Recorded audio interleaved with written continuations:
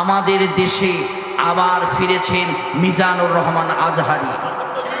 সবাই বলেন আলহামদুলিল্লাহ, আরো জোরে বলেন আলহামদুলিল্লাহ। বীরের বেশে ফিরেছে। মিজানুর রহমান আজহারি ভাইকে বাংলাদেশ থেকে বিতাড়িত করেছিল এই বাতিল বেঈমানেরা।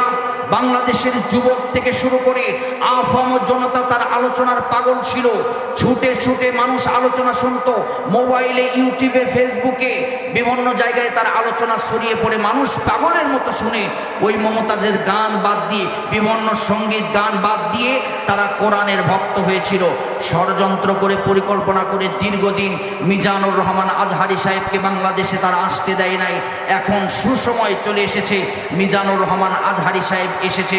আবারও এই রাজশাহীর কোন ময়দানে মিজানুর রহমান আজহারি আলোচনা করবেন ইনশাআল্লাহ।